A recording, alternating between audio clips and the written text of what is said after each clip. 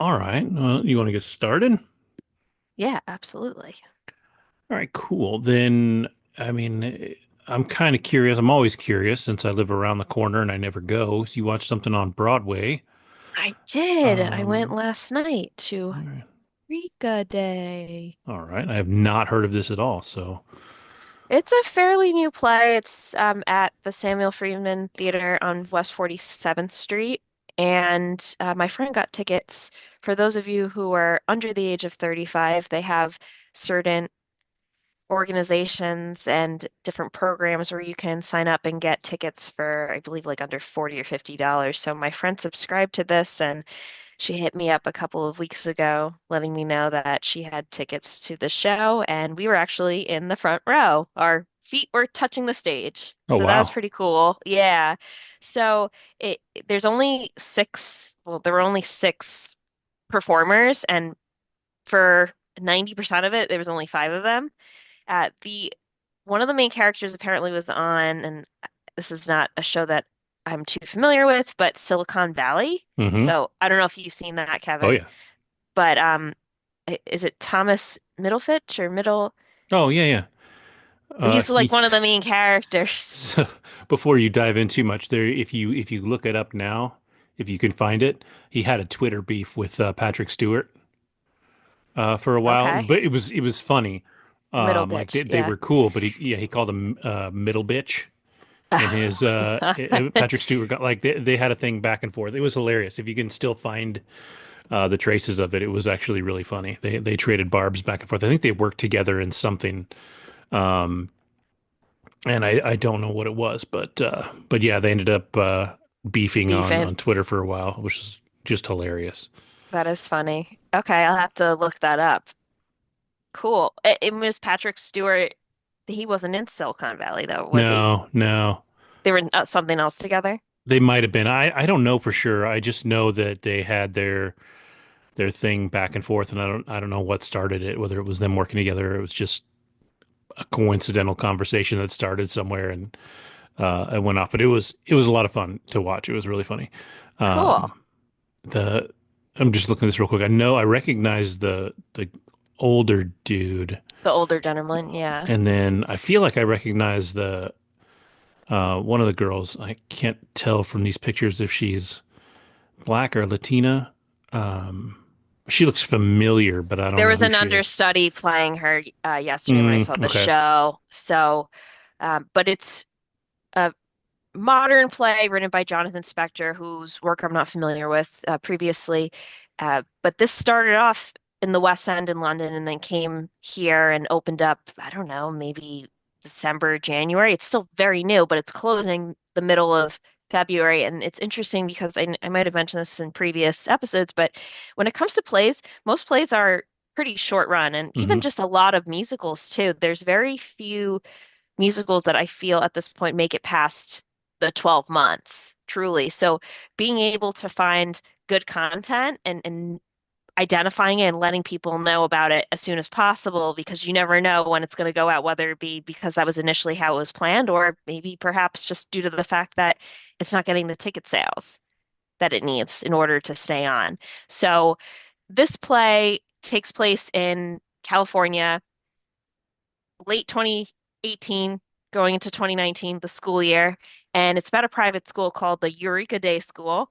And it is a school that has a lot of parental involvement and they come together and their intentions are to make everyone feel welcome at their school, everyone like inclusivity and beyond when it comes to religion, values, race, everyone's accepted at the school. Now, when it comes to the actual student body and the type of families, you have families that are very well off, and then you have families that are tuition free. And as Right. we know, when it comes to private schools, funding is everything. And if you don't have the funding, there is no school. So upon the initial scene where it has these parents show up for their one of their first meetings of the school year. Four of the parents are current parents of the school, and then they invite So they mention at the beginning of every school, they of every school year, they have a new parent join for, as they like to say, perspective, right? Because they want all voices heard and different perspectives from parents of a multitude of different backgrounds, as they like to say. And it's funny because they try to make it seem like incredibly inclusive, but the more liberal their verbiage gets, the more you're wondering, is everyone really on the same page here? Or is this just more like we're just trying to, smile and pretend like we're a big happy family, but real as a organization and as a school learning community, but is it more just a lot of animosity that's inside that we don't actually let out and our voice is actually heard. So, anywho, the new parent is an African American woman by the name of Karina, and her son is apparently like fairly gifted, came from a public school, wasn't really doing well, and then her and her wife. So you get this is a woman who happens to be gay, so she's bringing that realm of diversity, being a gay woman who has a son, and she's also black. So it's like you're representing a few, subgroups, right?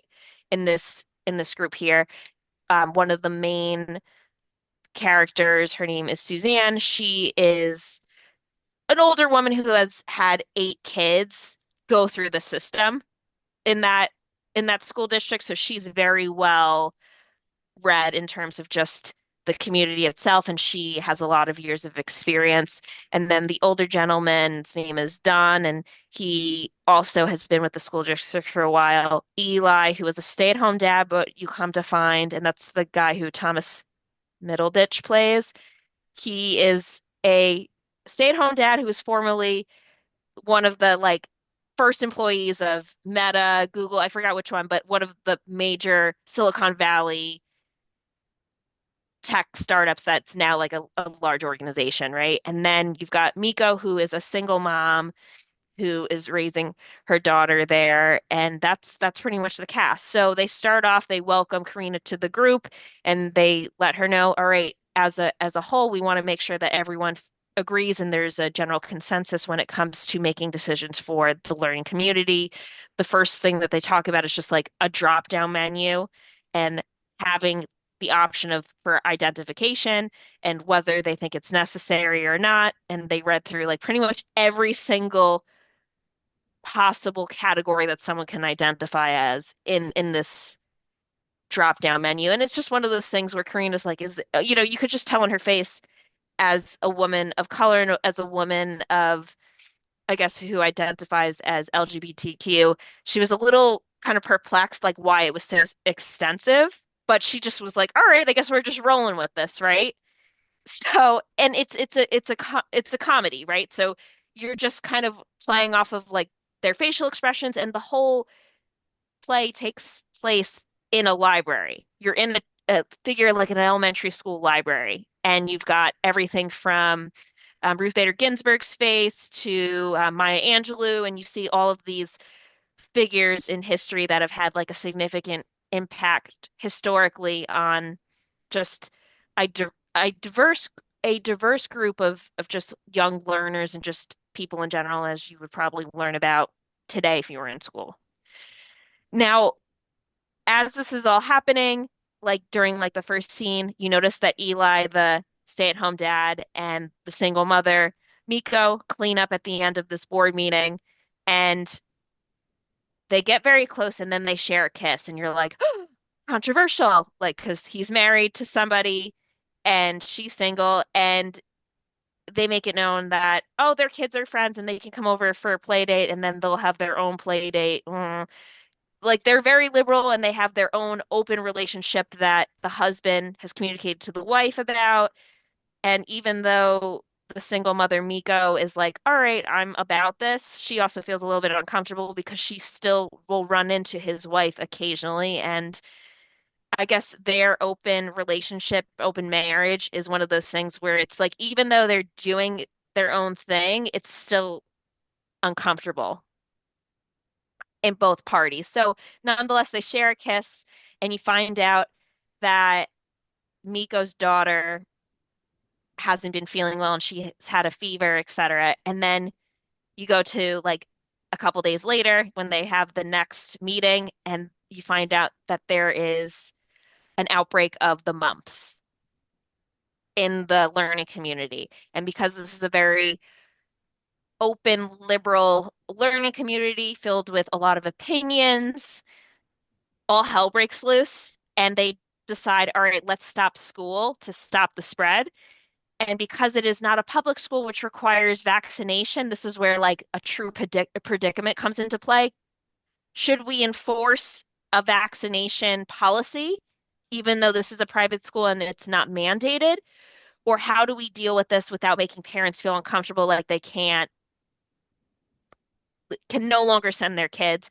And they're also financially bound. Like if they lose, I think they mentioned like 50 families out of the however many families, they can't afford to continue running.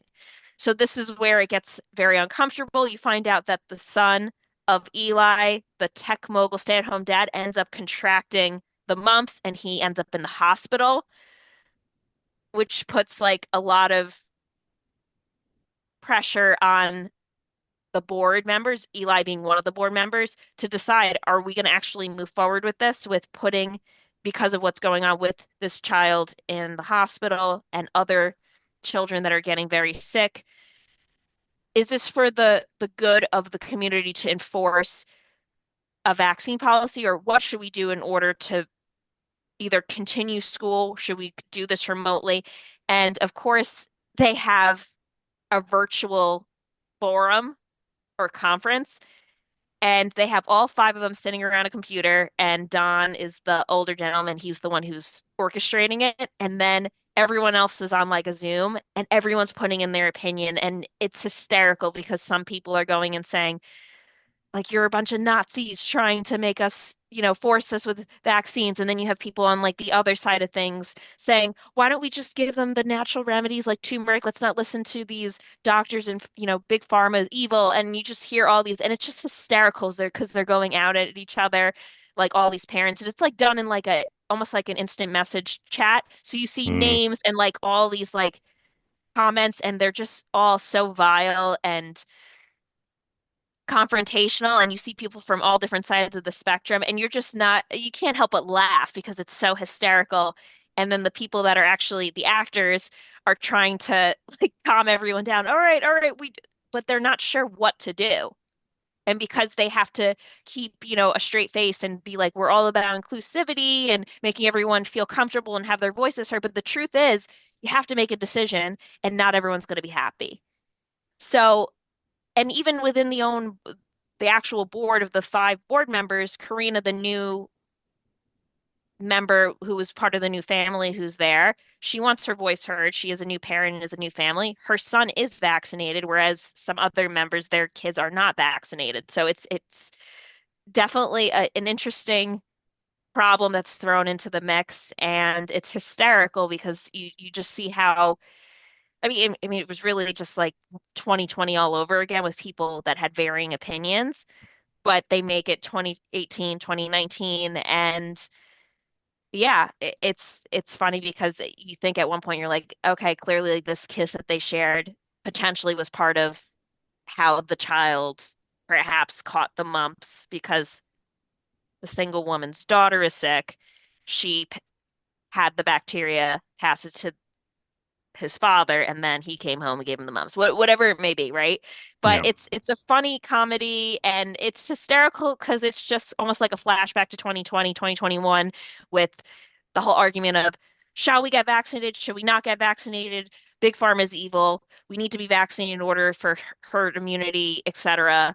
And it's just funny seeing it in this type of setting, and all these parents that are trying to be on their best behavior and want to feel heard, seen, and then of course listened to, but yet they feel like their point, there is no winning basically at this point.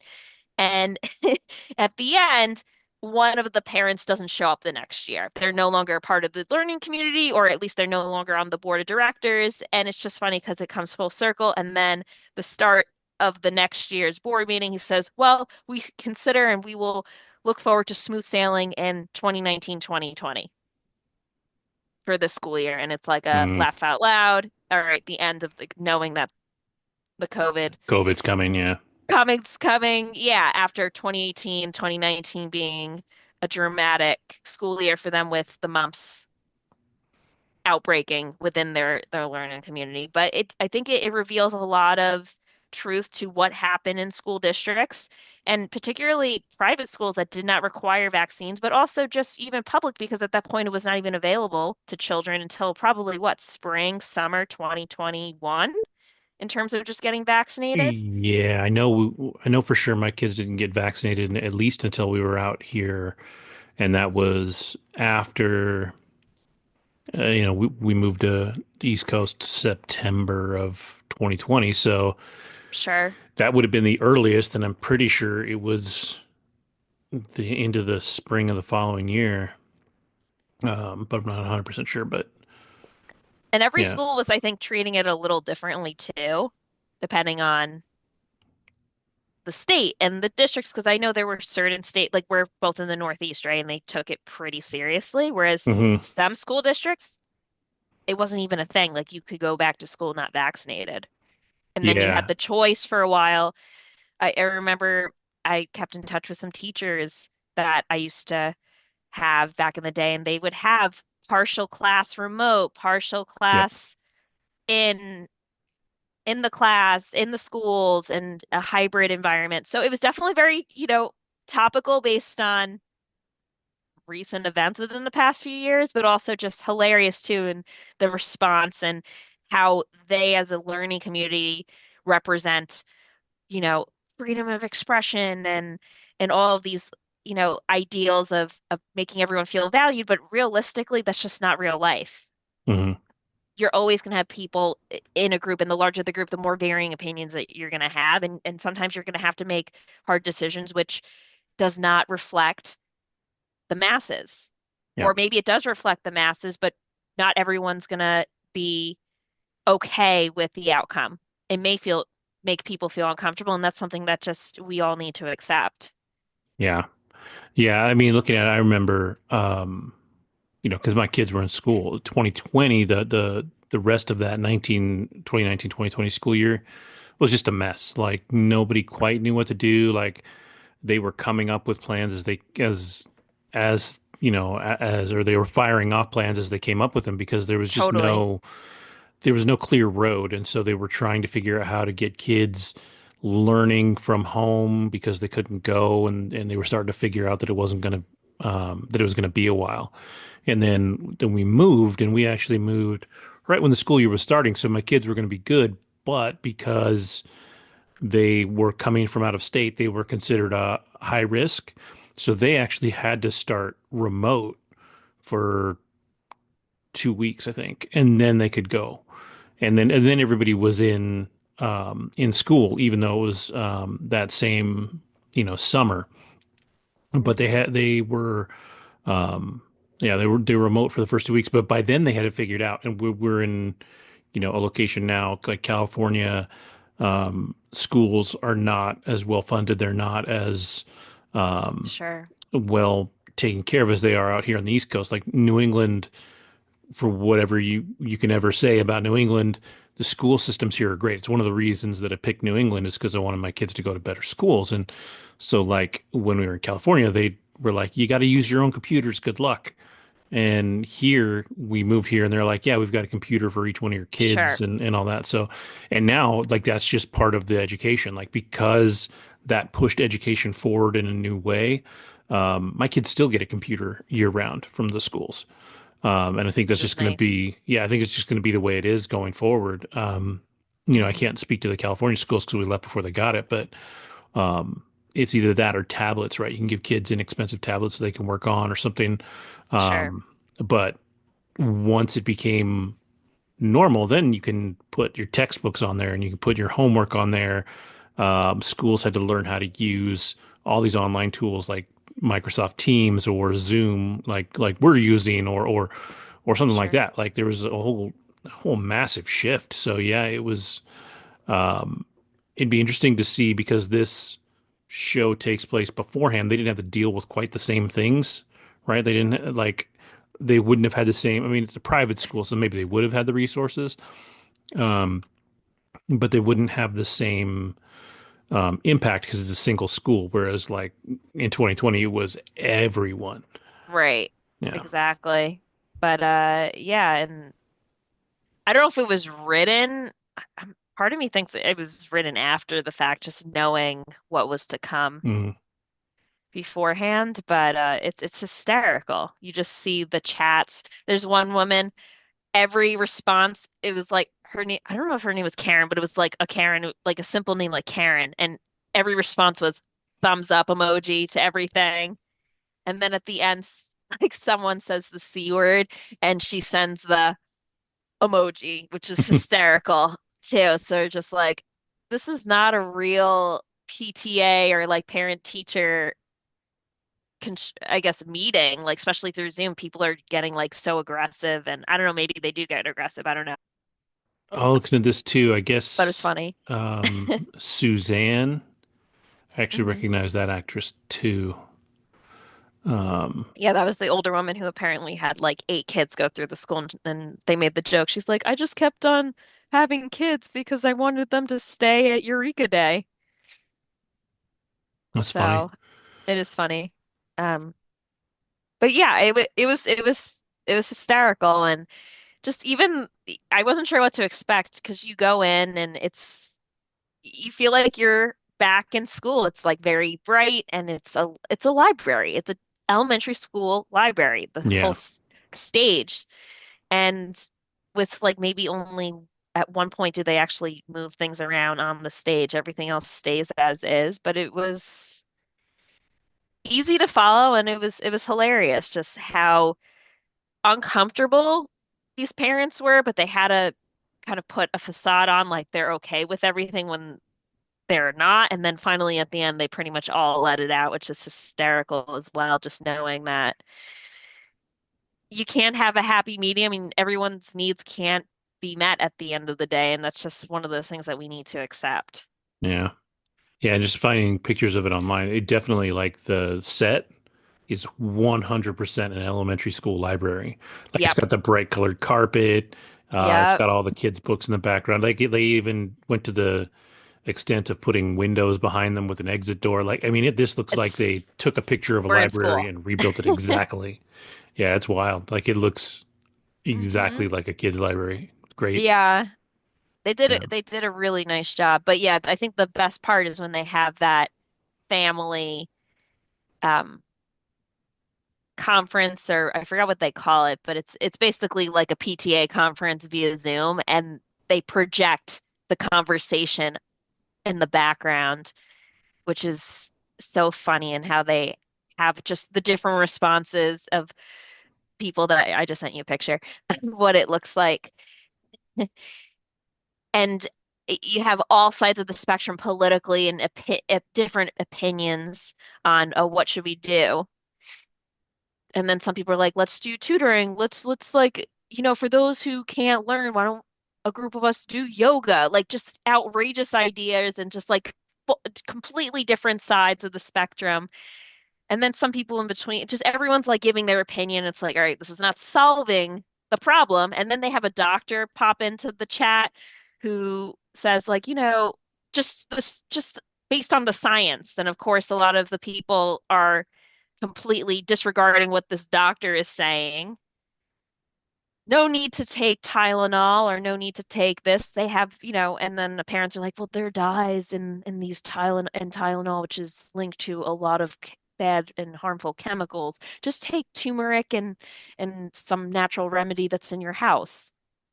Yeah, So, that really does mirror some of the absolute craziness that was during COVID, right? Like we saw some crazy ideas of things that people were like, "Yeah, this will take care of you," and people are like, "No, no. it's a Well, it's a virus that you need to deal with." right. And it's funny because the character of Karina, who happens to be she's black and she's a lesbian, and she feels very strongly about let's support what's in the science. And I feel like, I mean, the other members are all white, right? And them even trying to explain their point of view, they'll try to, but I think also they feel less resistance to doing that, given that she is a minority. in the school. So they're trying to say it in a way that's not disrespectful, but also you come to find out at the end of the show, she's one of the parents who pays full tuition, which Suzanne assumes because, and I'm going to say it, she thinks that she doesn't because she's black. And that's, even though they're pretending again that they are so open-minded and they don't have these preconceived notions or any type of biases, she's biased. She thinks that this woman who is a black lesbian, who is married to another woman, who has a son, who was in public school and they moved to private school, is not paying full tuition. This woman shows up in a business outfit in every single, as in Karina, the new board member who happens to be black, right? So I think, unfortunately, a lot of people have these just naturally are biased in some way, shape, or Hmm. form. And then you find out there are other people in the learning community that are sending their kids tuition free. And one of the solutions is to ask single dad, former tech guy, hey, do you mind sparing some money during this unfortunate school year and event or unfortunate series of events during this school year in order to cover the time that was missed? Because part of the solution is, oh, let's just teach summer school this year. Yeah. Well, is that going to actually work? And all these ideas are just ideas, but like you said, it's sort of a perfect example of what happened during COVID, where they were just scrambling and throwing things left and right, trying to come up with a solution, but not actually going through it in I think, in just the most rational manner of what was going to be the best. But then again, it was unprecedented too, as was this for this school district. Yeah. But All right. overall, very good show. I enjoyed it thoroughly, and I definitely had a lot of laughs, especially when they had the parent teacher conference with the the comments in the background. That was hysterical. And yeah, overall, I do recommend if anyone's in the city and wants to see it. I mean, their tickets aren't even that expensive for this show No, compared to other shows. I was just looking at that, and it's $90 a ticket through the Yeah, 16th, so it closes on February 16th. correct. But if you wanted to go on Valentine's Day, $272 a ticket. Oh, I It's see that. I see that. it's three times as expensive if you want to make it a date. So like almost Don't 600 go on bucks for balance. two Yeah, people to go on Valentine's Day. But generally, I mean, $90 a ticket for a Broadway show isn't too bad, especially for a smaller no. theater like that where it's really intimate. Yeah, Uh, it's actually at a regular Broadway theater though, is it which really? is Oh, over okay. five. Yeah, it's considered Broadway versus off Broadway, and the sheer difference is just the number of seats. So it's at it is considered on Broadway at No. the Samuel J. Friedman Theater, but um, I think it felt more intimate because I was in the front row. Yeah, that's And true. That's true. but nonetheless, my feet were touching the stage. I saw every wrinkle, every droplet of spit that came out of their mouths, which could be a good thing and not so good, Yeah. right? Yeah. But overall, it was great. I mean, I paid $39 to see it, but then That's again, not bad at all. Yeah. those are more, perks that I've learned from being a city dweller for the past, almost 4 years, and how to find deals for shows. But nonetheless, yeah, if you're in the city up until the 16th, don't go on the 14th because you're going to pay a shit Because ton. yeah, you're gonna Don't do die. that. Yeah, that's a ton of money. Yeah. But Yeah. But if you want to see it between the 11th, not the 14th, through the 16th. yeah. And then you're good. Cool.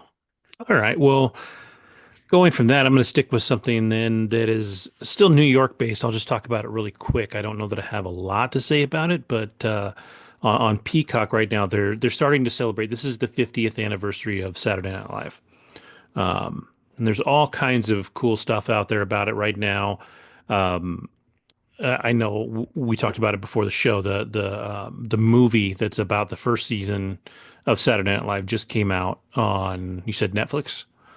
I know it was in That's right. theaters, I think, but Yep, it's on um, Netflix. it's on Netflix, so I'm going to try and watch that before next week. Um, but on Peacock, not only are they ramping up to start season 50, but there's this 4 episode documentary. I've only watched all of the first episode and some of the second episode, but the first episode is called 5 Minutes, and it's about basically like everybody's audition process from the earliest days of SNL until now.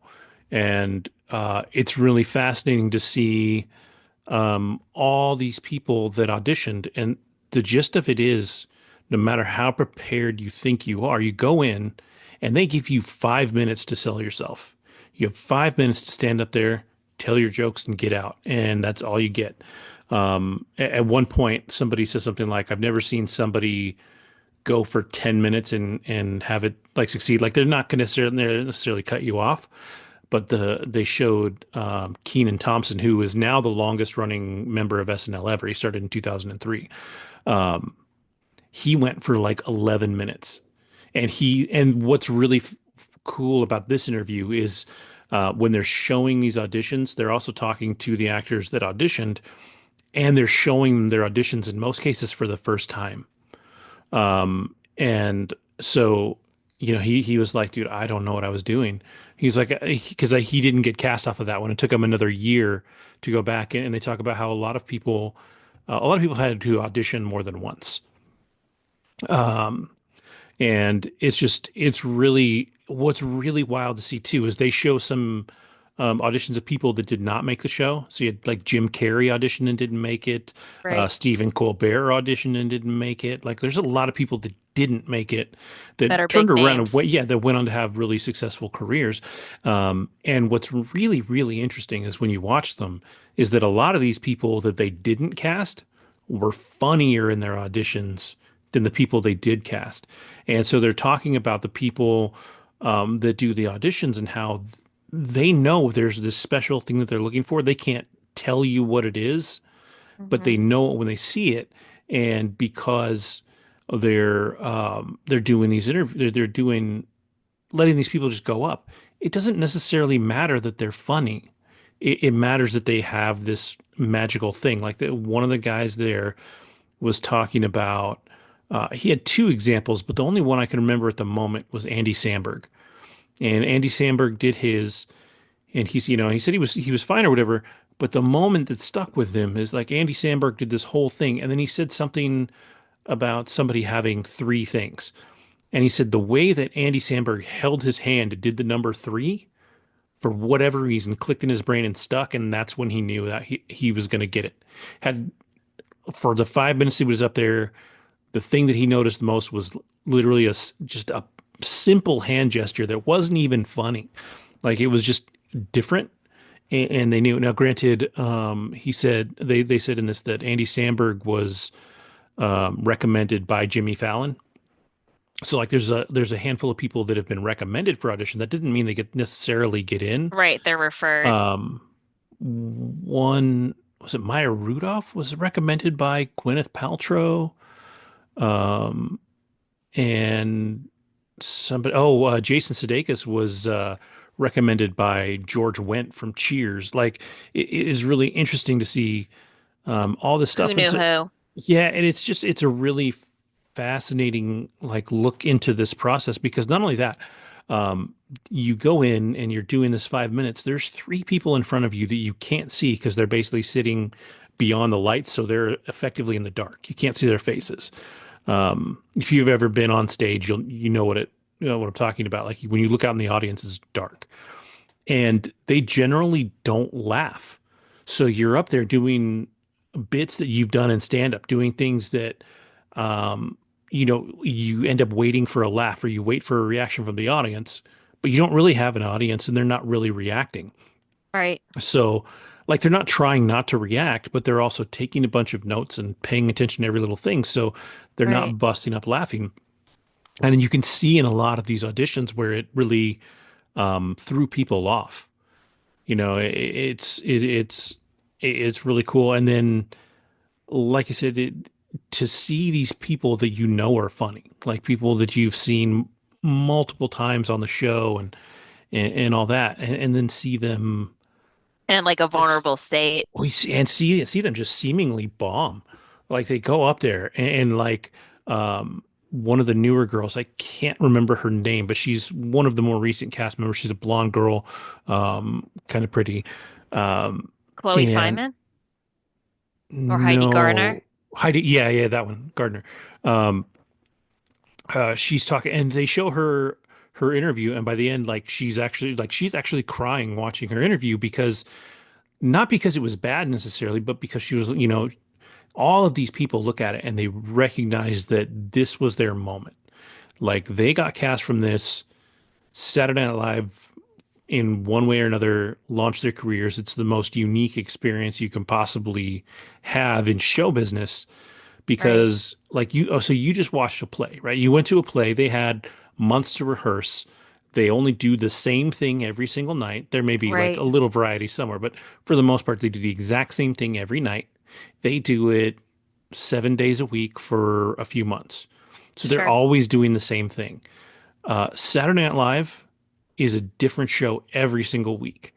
They get written during the week. They're not, I mean, some things are written beforehand, but Sure. they have 1 week to learn their part. They have 1 week to make the sets. They have 1 week to make the costumes.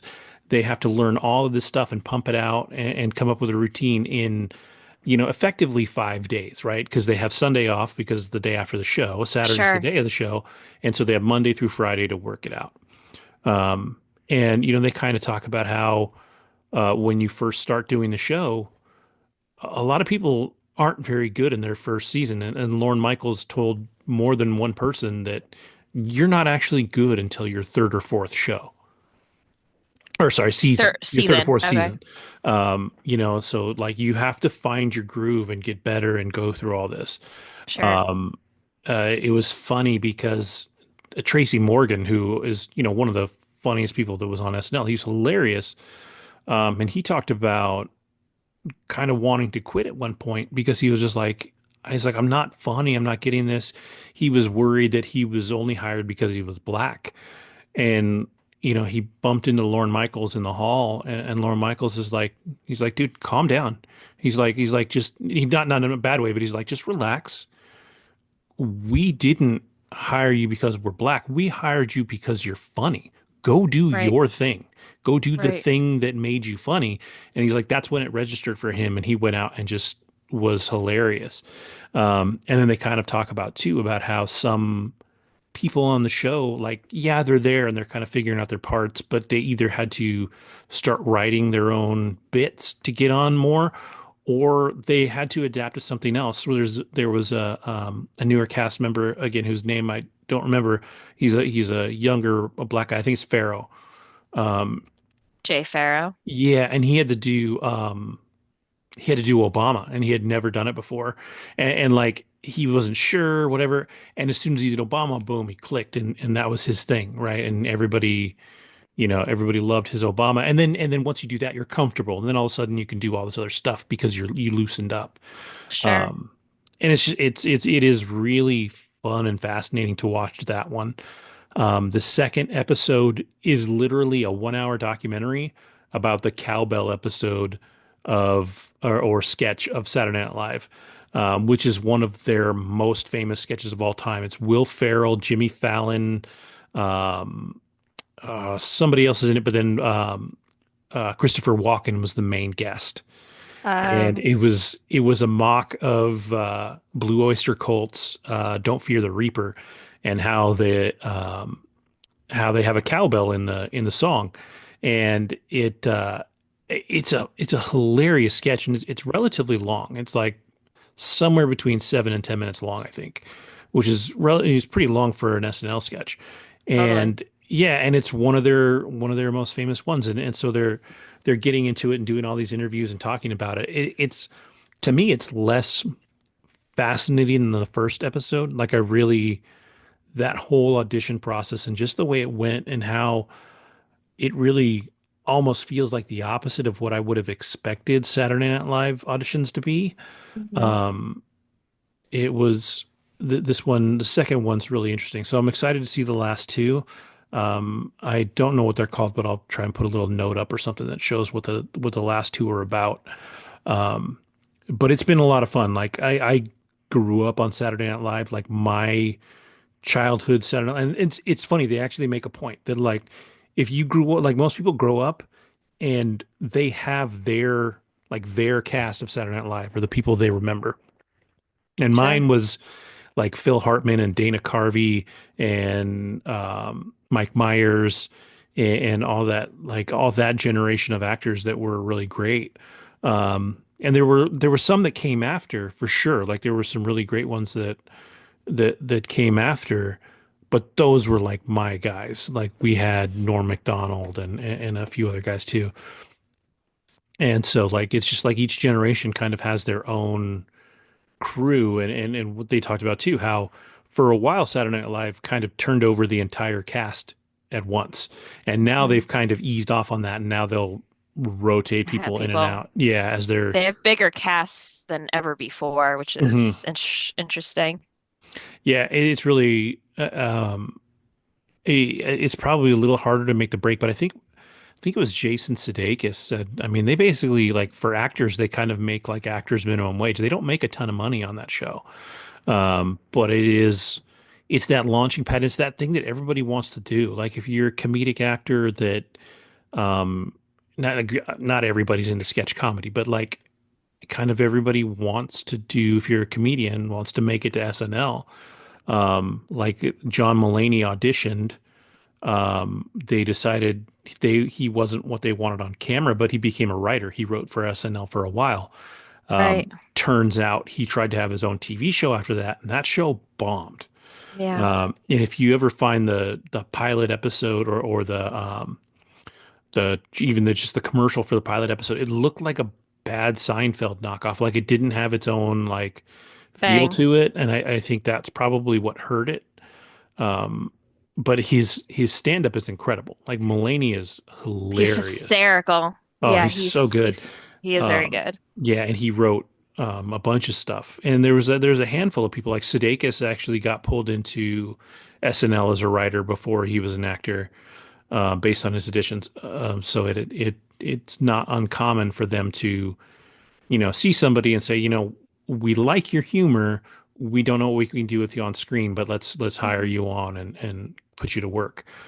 And it's Hmm. also really kind of wild too. They said they end up doing anywhere between 8 and 12 sketches, I think they said, in any given week. But on Monday, they come in with like 100 and they pare it down real quick. So it's wild. Like it is a really cool, like I said, first episode because it just kind of opens up just a little bit. Like it doesn't, it's not like they're giving away the tea on how Everything. SNL is made, but it's really it's just really cool. It's a lot of fun and there's a lot of faces that pop up in there that are really fun to see. So definitely recommend it. And like I said, it's on Peacock. All 4 episodes are out. So if you want to watch it, it's there. And then Right. the film, which is somebody blasted. I think it was Chevy Chase, who was just a dick right now anyway. So doesn't mean much. Like he's kind of a dick to everybody, and said it was terrible. But it was written by Ivan Reitman's son, Jason Reitman, I think, is who wrote and directed it. And I've really, other than Chevy Chase's review, I haven't seen anything bad about it. So I'm really excited to watch it because I think it'll be really cool. Yeah. So yeah, watch those and get ready for the 50th season of Saturday Night Live and see what they have in store. It'll be Well, interesting. it's they have the episode next Saturday night Is that when as it, the summary. Yeah, yeah, it's this, I guess the opening? episode. Yeah, well, technically they're in their 50th season now, Oh, it's already started. but but I guess they're specifically this episode that's coming up next Saturday is like a special Mm-hmm. to, I guess, I would imagine it's going to have a bunch of honor the stuff past. from, yeah, Correct. It's more just like a special episode to honor the 50 years that they've been on air and how far they've come and just all the talent that's come through. yeah, You know, yeah. It's it's it's great. a hell of a show. Like, and for it to keep, I'm like, 100%. I know it's had its bad seasons or its rough seasons, and I know it's had its casts that haven't quite worked or whatever. Sure. Um, but to make it 50 years and to do what they do, like there more than one person pointed out, there's not another gig in show business like this. Like there's just not. Like No. for all the things that they have to turn around in a single week and then tear it all down and start again. And Yeah, and it's not cheap either, no, to put that together. I will say, I know people think like, oh, it used to be better, it used to be better. I think they're just evolving as a show. Yeah, And what is funny now may not be funny to someone who's a generation older, or perhaps like, because I'll watch the first season or I've watched a few episodes from like the 70s and 80s. I don't find that content funny at all, but it's also it's not wildly my era. different. It's Wildly so different. different. Yeah. Yeah, I remember, I mean, some sketches for me that are older still hold up, but a lot of them don't. I find the ones that are done by like guys that are pretty legendary kind of tend to work a little better long term. Um, somebody like even Gilda Radner back in the beginning, um, her sketches were weird, but I mean, some of them were brilliant. Like, and they're still funny. You got Phil Hartman had like the unfrozen caveman lawyer, which was always funny. Dana Carvey had the church lady, which was funny. Like, you have to, for it to continue to work, it has to be sort of something that's a little timeless. Like, if the humor is um, more grounded in what's going on during that era, it doesn't translate as well later on. Hmm. And for sure, Saturday Night Live is, while not an actively political show, it's certainly a lot of their humor comes from the politics of that era. Like Yeah. they show Amy Poehler and Tina Fey as Sarah Palin and Hillary Clinton for one Yeah. is, I mean, hilarious. Very funny. But I think if you didn't live that, you couldn't really go back and appreciate it because it's very specific people that they're parodying. So like if my kids were to watch that right now, they don't know who Hillary Clinton. I mean, they know who she is, but like they don't know what she went through and what made her her. They definitely don't know who Sarah Palin is. Like Sure. so, it's very a lot of the humor is very specific, but some of it is just unbelievable. So it's like I said, Right. there have been up and down seasons for sure. Like even everything aside, but 50 years is 50 years, and it's impressive. And Lorne Michaels is I don't know, man. I look at that guy and I don't see how he's been doing it for 50 years because Same.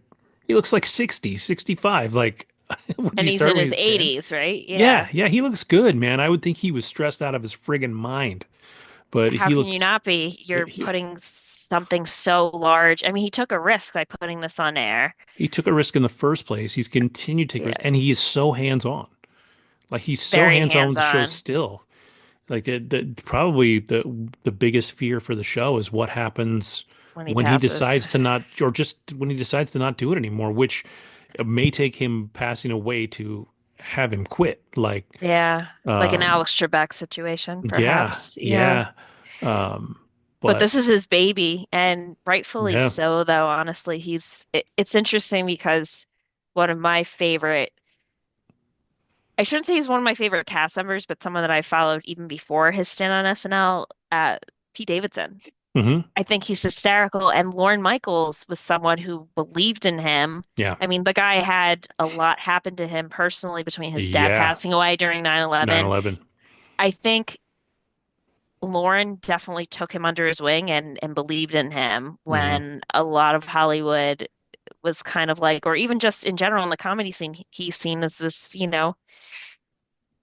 bit of a pothead and just Yeah, not someone who makes the best decisions and has a lot of mental health issues. And Lauren, I think, was almost like to some degree like a bit of a father figure to yeah, him and for really sure. respects the heck out of him and challenged him to be the best he can be. And look where he is now, even after. I mean, he's been off the show for like at least like 3, 4 seasons now, and Yeah, he's I think. still crushing it. Yeah, and his audition is one of those ones where he auditions and you're like, he's not that funny. Like like everything. It's hard because they're pushing. They're pushing to like impress in this thing. It's not like they're on stage doing their stand up that they've honed down and Yeah. it's a different thing. And It's his not stuff. stand up though. That's the thing too. Like honestly, I think Pete's like not a great cast member on SNL. He's not. He laughs in like half the skits. He's not traditionally like a good cast member, but I think he was more well known for like the pre-tape stuff, the Hmm. raps, the songs. Like that's where he excelled Yeah. Well, and that's for the like show. Fallon. Fallon was one of the worst at that. That dude could not keep a straight face to save his life. And he was on for years. And he's hilarious. Like I love Jimmy Fallon. But like when it came to keeping a straight face, he sucked. He was one of the worst. Um, but sometimes it just doesn't matter. As long as you have, again, like when you're watching the producers talk about these people and just like that thing, it's different for every person. They even said they're like, if we knew what we were looking for, if we could write down, we need to see these three things, Sure. it'd be a hell of a lot easier.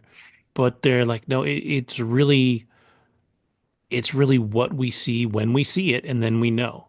And they're obviously brilliant at it because they have continued to pull people that have that thing. There's that magic. And Fred Armisen's talking about it. And he's like, he says something like, I wouldn't be surprised if someday they found out there was some magical strand of DNA that was in every person that made it on SNL that isn't necessarily in everybody else, or that you found out that everybody on SNL ever was born at 9 a.m. on a Tuesday, or some random thing that made them all the same because they have that thing that other people just don't have. And so it's really cool. And some of it's funny too, because Fred Armisen is somebody that's kind of weird. Like he always plays weird characters, Yeah. but then you see him in an interview and he's so mellow and so calm and so like not cerebral might not be quite the right word, but I mean close. Like he's, a A smart very guy normal guy too, and he probably, right? plays some weird ass characters forever. SNL, not on SNL, everywhere. He Yeah. plays some weird stuff.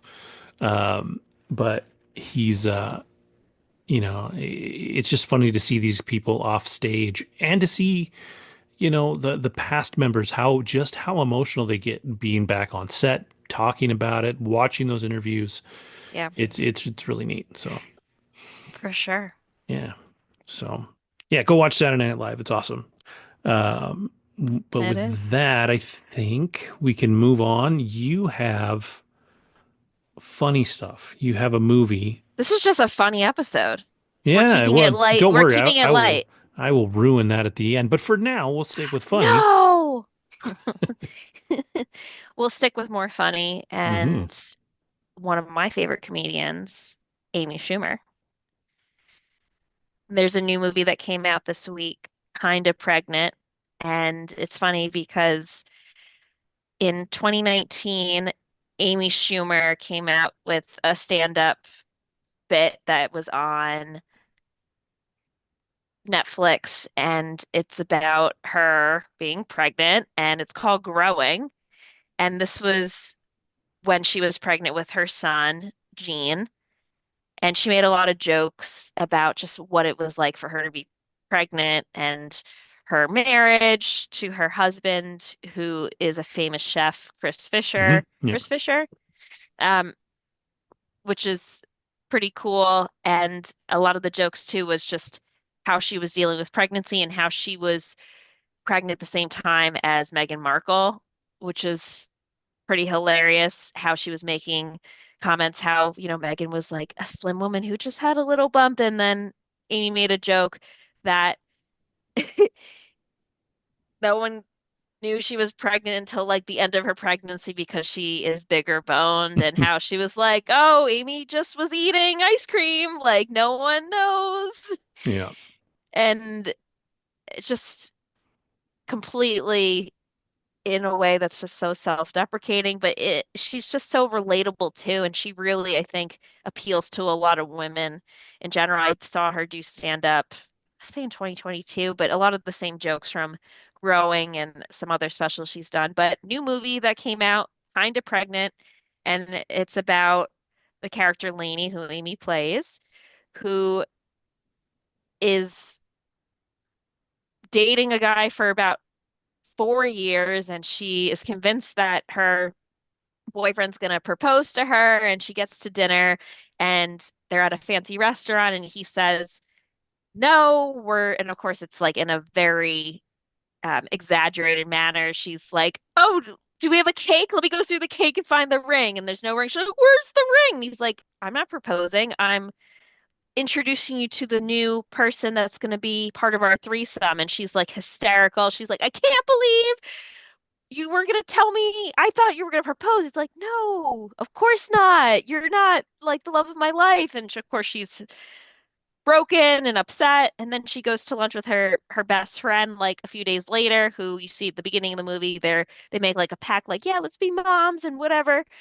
And her friend is played by Jillian Bell, who's been in some other comedies before. She Hmm. plays Kate, and Kate reveals that she's pregnant, and Amy is like initially like not happy about it. She wants to be supportive, but just everything that's going wrong in her life is going right in Jillian's life, sorry, in Kate's life, and she decides, all right, well, let me support you during this journey.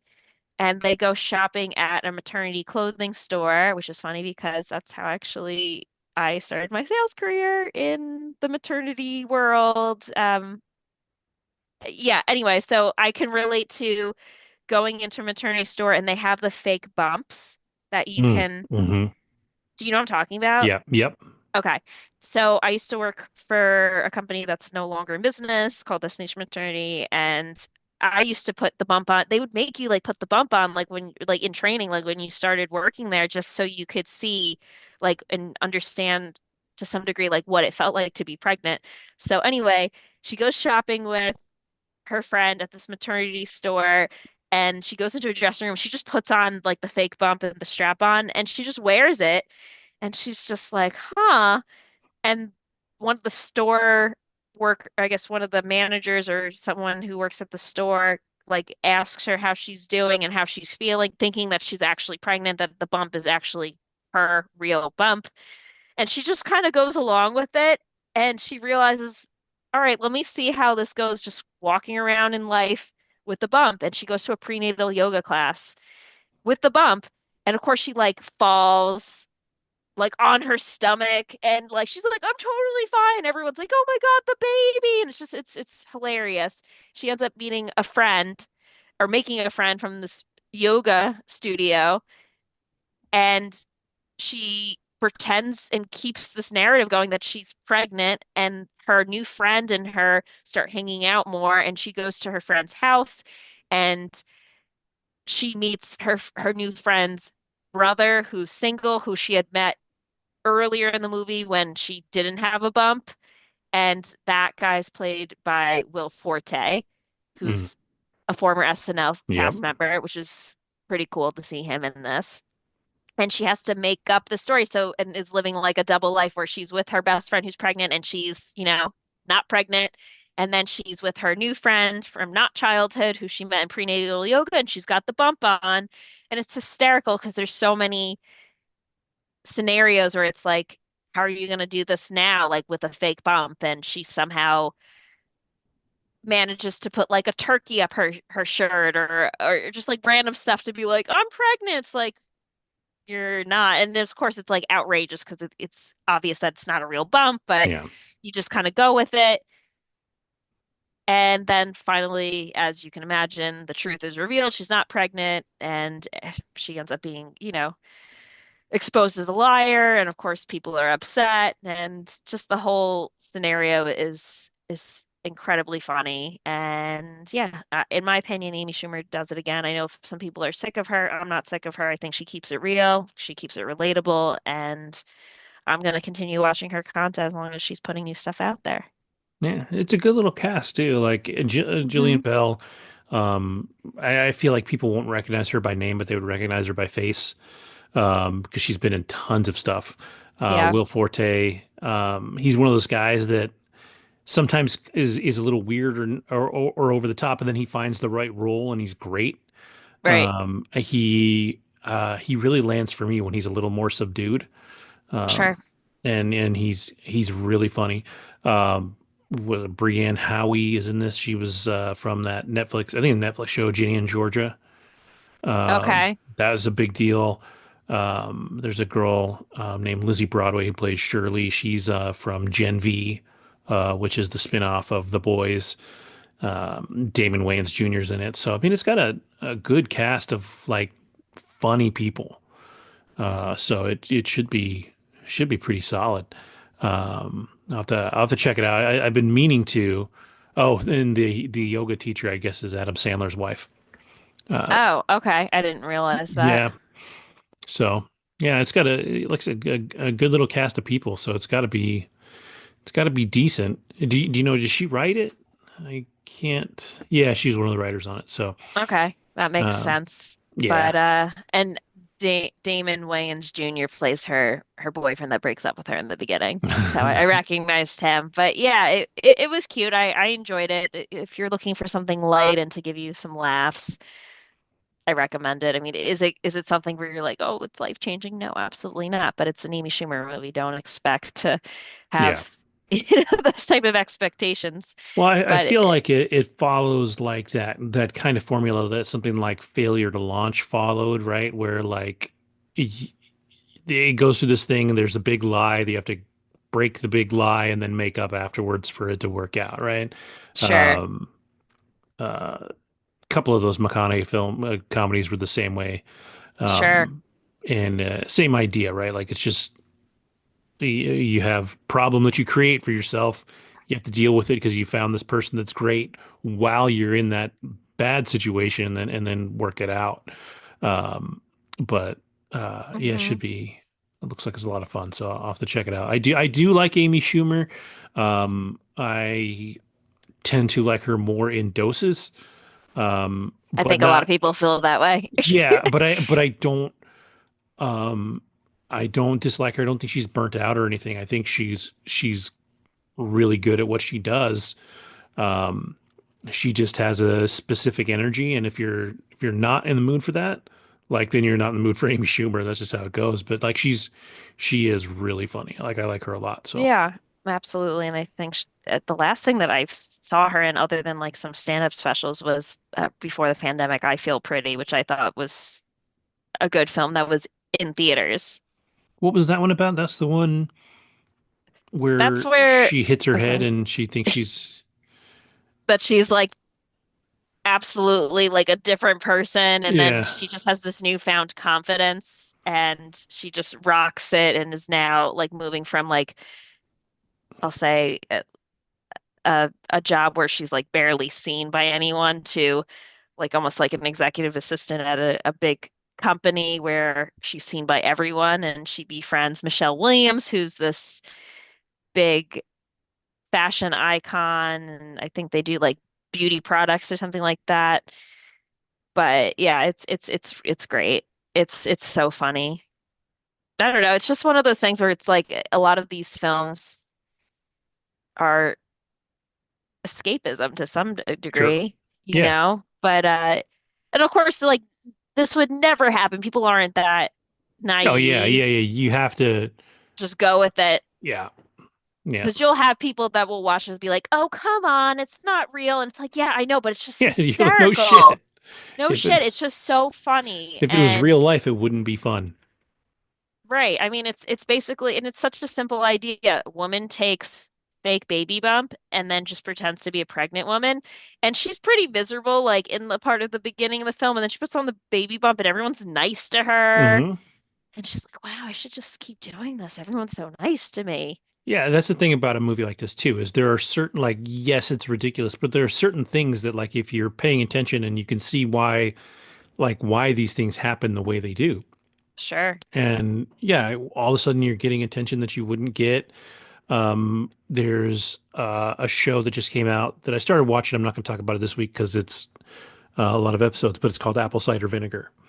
It just came Hmm. out on Netflix, starring Caitlin Dever, Alicia Debnam Carey, and the other girls whose name I'm not sure of. But the gist of it is based on a true story, so this one is a little more realistic. But it is about a girl who was nobody. Like she worked in her office. She tried to be kind to everybody, but nobody really noticed her. She was pregnant. Like she tried to throw her own baby shower and nobody showed up. But like she tried to help everybody and she, would give everybody herbal remedies and stuff. And then she saw this girl, played by Alicia Debnam Carey, who had cancer and then decided to fight it using non-traditional methods because she didn't want to. She was effectively going to have her arm cut off because the cancer, whatever she had, was on her arm. Ugh. And she fought it her own way, and she got a ton of attention. And so this girl, Caitlin Deaver's character, realizes that, sort of Munchausen-y, that she can get attention if she gets over a disease. So she fakes brain cancer, and then starts. I mean, she creates a whole image for herself. She's got a cookbook. She's got everybody following her, all this stuff. And I think the whole story is out of Australia, but it's all based on a true story. And I think that it kind of leads to, if you remember, there's been a craze in the last few years where apple cider vinegar was like, if you take a shot of apple cider vinegar every day, your health is going to be 10 times better. Like, and so I think this girl is where that idea came from. But it's a really interesting one because it's the Mhm. same idea.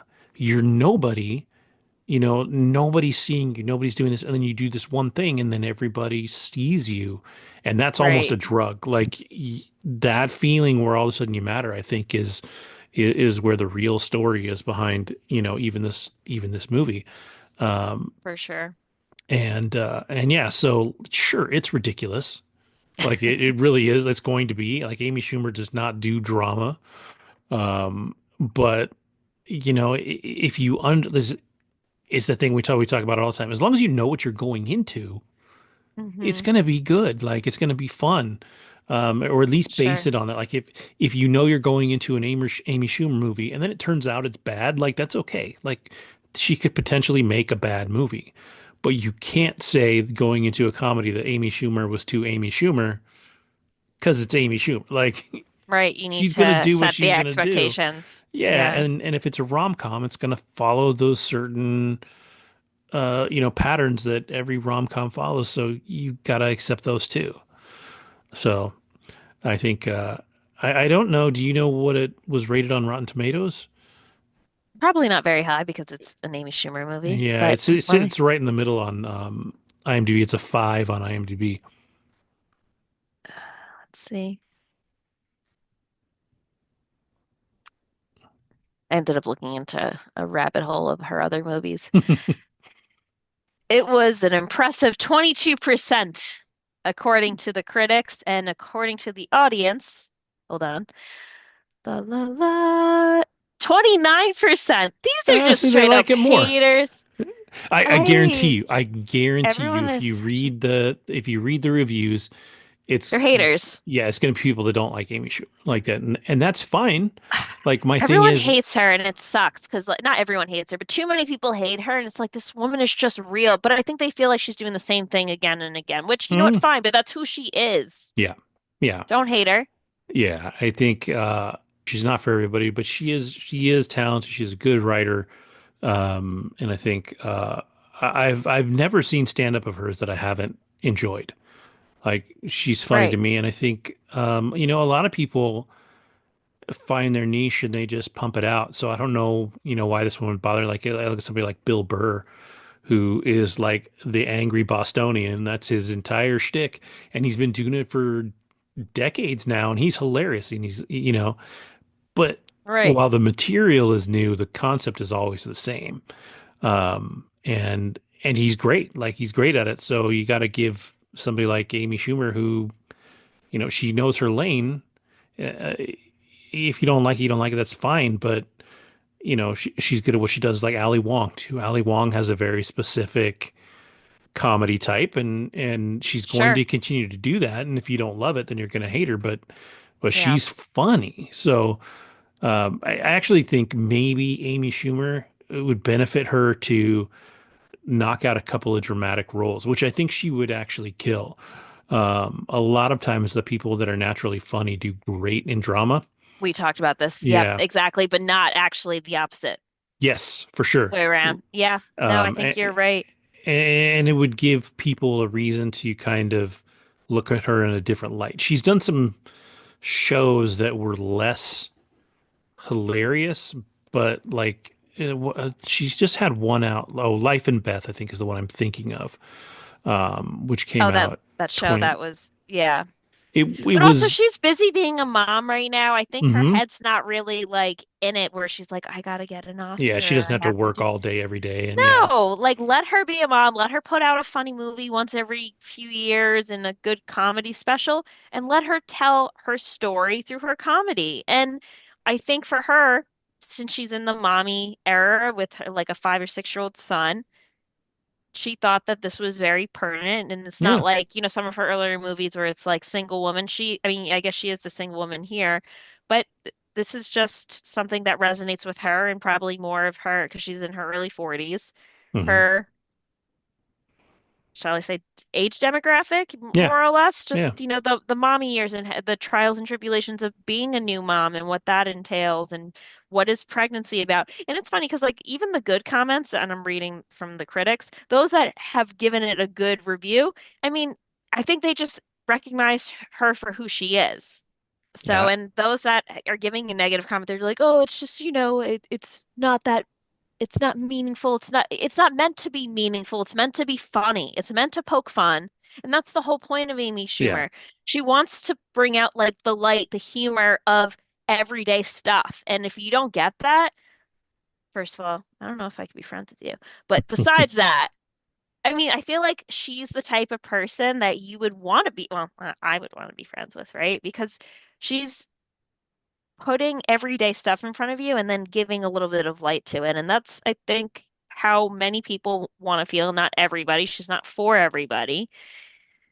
But then again, I think all of her movies end on like a good note, Yeah. Yeah. which is something too. And she's an interesting one. I mean, she's been doing comedy for a while. She's a mom now, but isn't I know her husband's a chef, but isn't he also autistic or he was something? Yes. Yeah, so like I mean, she doesn't have like a normal life. Like she's got things that she's got to deal with that other people maybe Mhm. don't have to deal with. And I think that probably informs her comedy a little bit too. So, uh Yeah, and I think it's produced by it's a Happy Madison film, hmm. which makes sense because it's very Adam Sandler-esque too, because you think Adam Sandler's any different? Oh no, like I can't imagine watching Happy Gilmore and being like, that's not realistic. Of course it's not realistic. Like it's just Right. not. And like the funny thing is like I am ready for people to complain about Happy Gilmore too and hate all the things that everybody loved about the first one. Like I just Yeah. like in my head I'm ready to see that because it's kind of like you said with Saturday Night Live, like comedy is different than it was. And Yep. so, repeating something that late, you either have to find that magic and repeat it and make it so similar that it rocks, or make it totally different and still find a way to make it funny. Like it's actually harder to make a sequel to something Right. 20, Can I just say 30 years something? later. I'm going through most of and I'm sorry, this is gonna come off a bit sexist, but a lot of these bad reviews are from men. Yeah, it does not surprise me. I'm sorry, like y'all are Yeah. just straight haters. Oh, she's not funny. She's doing the same thing again and again. It's like because you can't relate to being, well, I can't relate to being pregnant, but nonetheless, it's not stuff that you can relate to, and And it's not a movie for men. Like really, like honestly, it's like not. that's not the target audience. It's like No, almost any rom-com. Like there's some are better. Like I love, like I'll bring it up a thousand times. Failure to Launch. I fucking you love like that that movie. movie. Yeah. Um, but like it's a rom-com. Like a lot of dudes are not going to like that movie. I mean, Hmm. it's one of those movies. Like if you're a guy and you watch it, you're like, I really wish I was Matthew McConaughey. Like just because his life Right. is just cool. Like he's super chill. But like rom-coms aren't for, generally speaking, aren't written for men. They're written for women. And then they should have character. And maybe that's a problem with this one too, is like Will Forte is likable, but he's not a guy that guys look at and they want to be, No. I so like actually, with all due respect, I thought he was gay for a number of years. I didn't know he was straight, which like whatever, that's fine, obviously. yeah. But yeah, he's not. I don't think he's like the Will Ferrell or like those type of comics where the men are like, I love that guy. They're like, Yeah, who's that? yeah, so I mean that probably hurts this film too. Like without a male character that guys are like drawn to for Sure. whatever reason, like a McConaughey or Ryan Reynolds, one of those guys. Or I'm even Like, thinking comedians like Andy Samberg. Everyone loves sure, Andy sure, Samberg. sure. Everyone loves. I should say everyone, but a large, they have the audience appeal, right? Hmm. People will Hmm. go see Will Ferrell because he's freaking Will Ferrell, Yep. who I don't find funny in Although I Pensacola. heard that his new movie that's on Prime did not do well. Him and Reese Witherspoon. Uh, Oh, okay, yeah, sure. I did not hear good things about that one. So that's Interesting. an interesting one. But yeah, like I think if you're gonna make a film like this and you don't, and again, she does not have to, like she doesn't have to make a movie that appeals to everyone, but the people that it doesn't appeal to are going to complain. And Right, I just feel like why complain if it wasn't for you? You shouldn't have watched it. Like right. if you know it's if you know you don't like Amy Schumer, don't watch her movie. It's that Yeah. simple. Like she's probably not going to change her mind because she's not going to change No. her thing.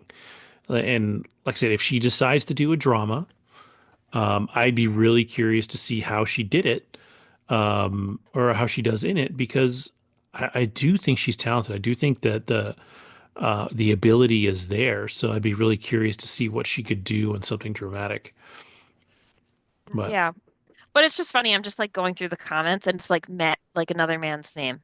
yeah, Dustin, John, kind of pregnant, kind of loses its steam. It's so predictable. It's like, do you not watch every romantic rom-com comedies ever. like idiots? Like, yes. And I'm not a big rom-com gal, to be honest with you, but I freaking love her, right? I Yeah. think she's hysterical. I watch her. Well, it's like I give my wife's aunt a ton of crap because she loves the Hallmark movies. She watches the Hallmark movies all the time, especially around the holidays. And I'm like, you understand that like if you watch five of those films, the exact same things happen at the exact same time. It's Like just a you, different name of a person. yeah, you know they're going to Sure. meet here. They're going to do this. They're going to break up with 30 minutes to Whoever. go, and with 10 minutes to go, they're going to make up and have a happy ending. Every single one is like every single one. They're all the same. Right. And she's like, "Yes, but that's what I love about it." And like so she gets it. And like I laugh about it, but like if you want to make a career as a writer, you just write Hallmark movies. You follow the formula, make sure the writing is decent, and you can hash out a career doing that. It's like it's right there for you. Exactly. And rom-coms are the same way. They all follow a formula. There's always a Hmm. reason for them in that last half hour, 20 minutes for them to have their big fight, break up, and then right at the end they come back Right. together and they live happily ever after. Like that's how rom-coms work. And up until that point, ridiculous crap happens. I mean, what a Will Smith made the movie Hitch that was all about that, like where he was, hooking people up and then he got pulled into one. And Right. yeah, yeah, I think Crazy. complaints from men about this movie are going to be that they didn't have anybody to latch onto. I wish you could Um, almost comment on the critics like, bro, this was not for you. yeah, yeah, It was not for you. This is not meant for you. Sorry. yeah. It's like if a girl goes to like an action movie and that's not her jam and she complains about it. I'm like, well, that wasn't your thing.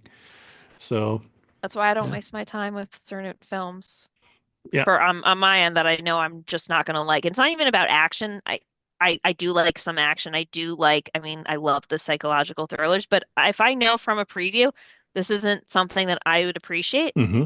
I'm not gonna waste my time going to watch it because I know I'm not gonna enjoy it. Unless a bunch of people tell me otherwise and I read reviews, but that's not just my first instinct of, huh, I'm gonna watch this. It's more like maybe these guys were guilt tripped from their women. Please watch this with me, please. Well, yeah, and it's on Netflix, right? So they're Yeah, watching at home, whatever, and then they're like, "This is dumb."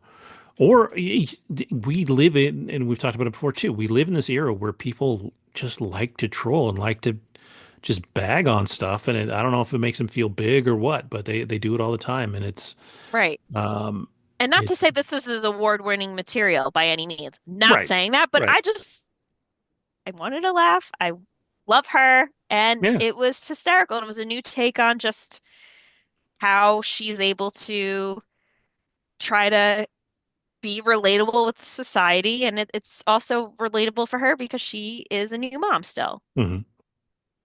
So yeah, if if you're open-minded and you know what Amy Schumer's about and you like her content, go watch it. It's funny. have a couple laughs, have a glass of wine, have some popcorn, an evening in with a girlfriend by yourself or your partner. Who, if he is male, just make sure he has a sense of humor. If not, then bye. Yeah, yeah. Know what your person's into, Right. and like it should be totally fine to watch it by yourself if they're not. So, Totally. Enjoy it by yourself. yep.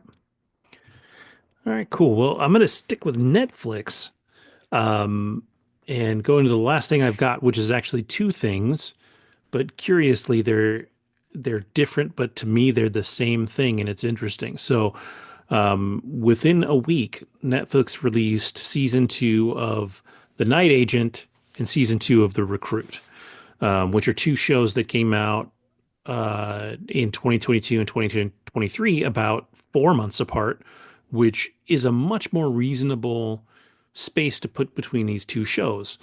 The Night Agent is about a dude who works for the FBI, and he gets put in the White House on what they call the night phone. And he basically just sits there and waits for somebody to call in with an action called a night action. And most of the time, nothing happens. Like he's kind of stationed there for nothing. And then, of course, because it's the show, we get the episode where, or we get the moment where he gets the call, and then he has to deal with that, and he goes on this whole kind of spy adventure in the first season. The Recruit, this kid is a lawyer. He's supposed to be a genius lawyer, and he's working for the CIA. And of course, he gets a thing called what they call gray mail, which is just like a different version of what happens in the Night Agent. And it's like they go through all this mail, and it's threatening mail that may or may not be worth anything. Well, he finds something that he thinks is actionable, and in the first season, obviously, it turns out that it is, and he goes on this adventure. Now, these shows have very, very similar premises. The big difference is that the Night Agent is very dramatic. Like it's very, at least tries to be very grounded in reality. It's not overly far-fetched. What I really noticed about the second season watching this is it felt like a 24 knockoff, right? Like it felt like there were stakes in every episode that were very dramatic, and you had to draw somebody new in, and something had to change so that you can move on to the next one, which is how these shows work for sure. But it definitely had that 24 feel. Whereas The Recruit is written and created by Alexi Hawley, who does The Rookie. He did Castle. He did all these other ABC, dramedy shows. And this feels like a made for cable version of that same thing. So you've got far less realistic things happening. Number one, this kid who's supposed to be a lawyer can somehow, when he gets himself into trouble, can fight himself out of any situation he has to fight himself out of. It's definitely more ridiculous and more fun. I think if I would not be surprised if more people actually liked The Recruit than The Night Agent, especially season two. The Night Agent season two was a little more dry. And because it's more grounded, the things that are less realistic feel a lot less realistic. Like he's supposed to be this super undercover agent that nobody knows about. And this girl that he knew in season one tracks him down all the way across the country because she has this piece of, I don't know, facial identification software. And she's able to find him, all the way across the country, and goes and finds him. And then they do their stuff, and a bunch of questionable decisions are made that any FBI agent made these decisions, they'd get fired or locked up or whatever. Um, and I mean, in a lot of ways, The Recruit is the same way, but because it's set up in a way that is more comedic, it seems more acceptable for the bad decisions that he makes. And the neither one of these shows is necessarily great, although both of them effectively have the same rating on IMDb. You got a 7.5 for The Night Agent for its two seasons, and 7.4 for The Recruit in its two seasons. So seemingly about the same. But what I guess what people are worried about is not, the Night Agent got a third season go ahead before the season two came out. And I think part of that is because I guess the Night Agent is also based on a book. So there's a pre-existing IP there. Um, they chose to release season two a week after the Night Agent. And so on every chart that's out there, the Night Agent is doing better than the Recruit. And so now there's the concern that the Recruit might not get a third season. But for me, I'd be far more interested in a third season of the Recruit than the Night Agent because it's more fun.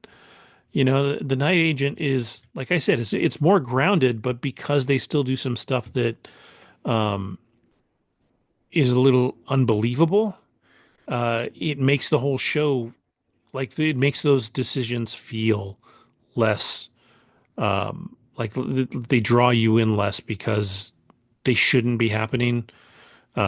Whereas like the Recruit, he just does dumb stuff and he gets himself in trouble. But like, I mean, the Recruit, he goes from Washington, D.C. to Korea in like a day on a whim and then bounces over to some other part of the world, sails into Russia to get out of, to find something. Like he does crazy stuff that should not be possible. And they both Um, start in America. yes, yes, they're both set in America. Okay. The idea behind, the night agent, he's an FBI agent. And so FBI is the Federal Bureau of Investigation. Everything the FBI deals with generally is happening in the United States. They may be dealing with foreign affairs, but it's on American soil. The CIA is kind of worldwide. They're spies and they're doing all their stuff, so they're out in the world. And so he has to travel around and he's not supposed to. He just gets drawn into this stuff in ridiculous ways, and it like I said, it's far less believable, but it's more acceptable in its lack of believability because of what it is. The Another major difference for me is that the guy in the Night Agent, behind me is a very rustic, handsome looking guy. He's super dry. So his character is very serious, very, um, just very, very hard. And the kid from the Recruit, um, he- both in the way he looks, the way he acts, and the way he sounds, reminds me of a young Mark Ruffalo. And so like he's a little odd and he's funny and like he's quippy about the situations that he's in and he makes rash decisions and all this, and he's just a more fun character. And the people around him are more fun. The dialogue is more fun. And so, like I said, for me, The Recruit is the better of the two shows. It's also funny that this kid in The Recruit, uh, he goes through women like it's going out of style. Like he's got girlfriends in every episode, and they're like different and all this. And it's not because he is like a lady killer. Like he's not super like he's not James Bond. It's just these happen to be girls that like him, and it just works. And it's funny, and it again, it's over the top, but it's okay. Whereas the Night Agent is probably too serious. But if you're into the grounded stuff, then I would say go check out the Night Agent. If you're not into the serious stuff, then you check out the Recruit. And I think that's the big thing is that these two shows, in a lot of ways, are so similar, but they are so different. And you have to, much like with Amy Schumer, you have to know what you're into to know which one you're going to like. Um, if you watch, if you watched Castle, you enjoyed Castle, or if you watch The Rookie, or if you watch these ABC, drama comedy shows, then The Recruit is 100% the one you're going to want to watch. If you liked 24, Night Agent might kind of piss you off because it feels like a 24 knockoff and it's not as good. But that's definitely the vein that this one is in. So, I actually did enjoy both. I like The Recruit more. But because it's a second season, you're probably, if you're going to watch it, you probably already watched the first season. And they both carry over kind of exactly from where they were and in the same style, like nothing really changed. So if you saw both and you preferred one in the first season, then you'll prefer that one in the second season. Um, but all in all, they're really solid. I do like the kid um, in the second season, I like the kid from the recruit more than I did in the first season. But but yeah, all in all, really solid shows. Very definitely very Netflix shows, right? Like Netflix isn't up there in the caliber that like HBO is or Showtime is and on the other channels, um, but yeah, it's solid, it's fun, and like the other thing too that makes the recruit a little more fun is it does kind of world hop. Like you get to see different places. Like this one, you're in Korea, so you get to see stuff from Korea. You go into Vladivostok, Russia, so you get to see, this feel of like cold. It still feels like Cold War era Russia, um, and it's Right. it's it's a little brighter too. Like the Night Agent, because it's a more grounded story, tends to be a little more dark and gray and grainy and all that. Whereas the recruit, because it's more fun, is more vibrant and feels, higher energy. So depending on what your feel is about spy shows, you can pick one or the other and really enjoy it, and probably honestly like the other one. They're just they're just each one is for a different audience. So I'd definitely say give them both a shot if you're into it. And I'm curious about what people would walk away from if they watched both and which one they would like more. Yeah, overall, the Recruit on Rotten Tomatoes is an 80 from the critics and 82 from the audience. Season two is actually a 92%, whereas the first season was 68%. So it seems like at least with the Recruit, the second season is a lot better. The Night Agent is actually lower. It's a 78% from the critics and a 59% from the audience, with season one being a 74%, season two being 83%. So it seems like the Recruit from the ratings, actually got a lot better in the second season than the Night Agent did. Hmm. But the Night Agent is the one that got the third season and the one that is getting all the view times, which also feels a little skewed because I think the Night Agent is 8 episodes and the Recruit is 6. Mm. So, when you're talking about total watch hours, of course, it's going to have more if people are finishing it because it's, you know, It's 20% longer. longer.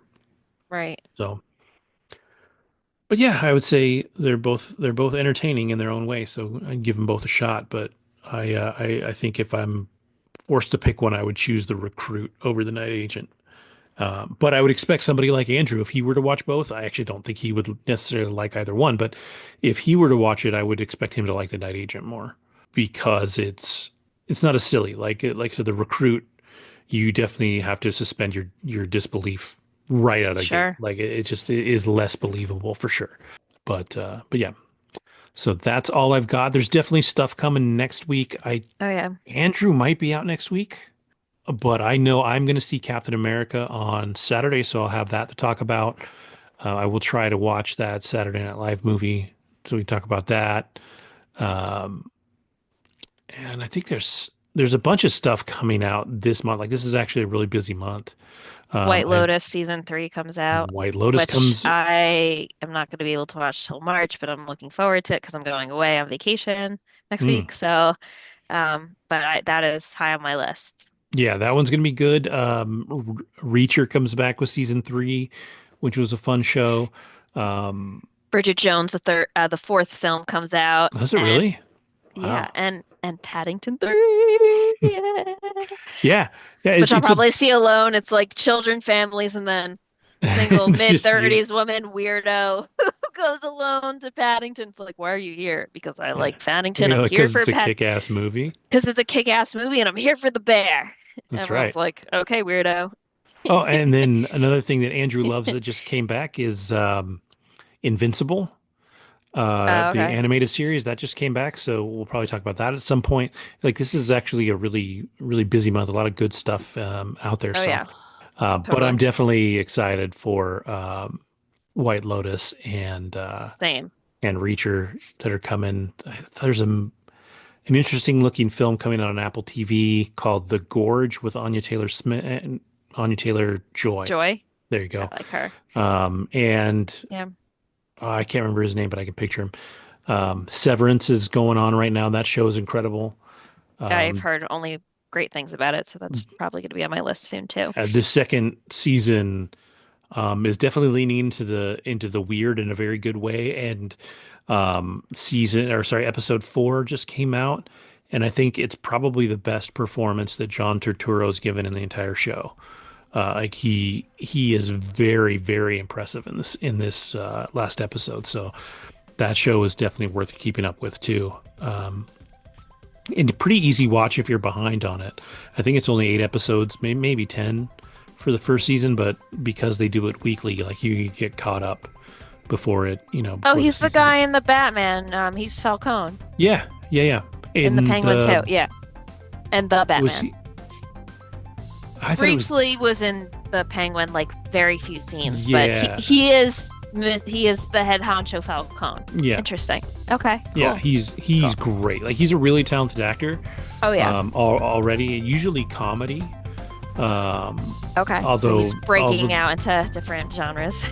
but this performance that he gave in this last episode was incredible. So if you like Severance and you're somehow haven't watched the 4th episode, watch it. He does awesome. It's a weird episode for sure, but it's really solid. Nice. So, all right, cool. Then with that, I will say thank you to everybody at home for watching. Thank you for listening. Have a great week, and we will see you next time.